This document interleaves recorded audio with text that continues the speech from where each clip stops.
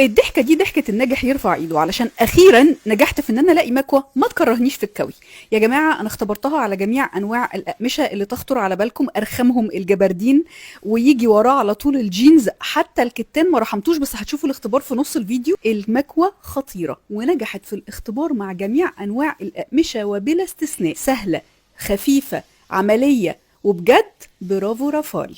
مكوة البخار العمودية من رافال 1950 واط، بخار قوي ومستمر، سهلة وذاتية التنظيف، عليها ضمان 3 سنين، ومتوفرة بأكتر من لون تختاروا اللي على ذوقكم. وأحلى حاجة فيها إنها صناعة مصرية 100%، تصميم جذاب جدا وتركيب مفيش أسهل منه، والدراعات دي ارتفاعها متغير فتقدروا تظبطوها على الطول اللي يريح. تانك مية سعة 3.5 لتر بيتفتح بكل سهولة، وكمان جواه فلتر. من أكتر الحاجات اللي لفتت نظري فيها ارتفاعها العالي، وده معناه إني أقدر أكوي كل حاجتي الطويلة من غير ما ظهري يتقطم. وده كده طولها بعد ما فتحتها تماما على الاخر خالص، تاخد فستان طويل مرتاح. وطبعا لا داعي للحديث عن قوة البخار، انتوا شايفين البخار عامل ازاي وقوة دفعه عاملة ازاي. من اكتر الحاجات اللي عجبتني فيها ان انا اقدر البس فيها فستان طويل بالمنظر ده واكويه وانا واقفه وفارده جسمي ومش موطيه، اشغل وبعد كده اشغل البخار وبعد كده ابدا في الكوي بكل اريحيه. تصميمها ده بالشكل ده بالتحديد بالبوز الرفيع اللي موجود فيها بيساعد على انها تدخل في كل الاماكن اللي الضيقه اللي عند الياقات والزراير، ودي ميزه كبيره جدا. وبحركه سهله جدا هنغير وضع الترابيزه ونبدا الاختبار الحقيقي. اولا قطن البيجامات والتيشيرتات اللي بيبقى طالع من الغساله حدث ولا حرج، اتفرد معايا بكل سهوله ومن غير اي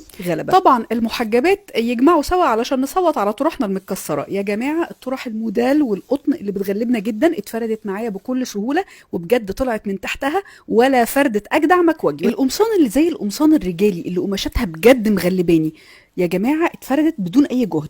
الحراير والشيفون اللي بيتلكك علشان يتلسع اتفرد من غير ما يتلسع ومن غير اي مشاكل زي ما انتم شايفين. اكتر قماشتين كرهوني في الكوي في حياتي الجبردين والجينز. الجبردين قدامكم اهو ما خدش منها غلوه يعني، وطلع مفروض وزي الفل، من اكتر القماشات اللي صعبه في الكوي.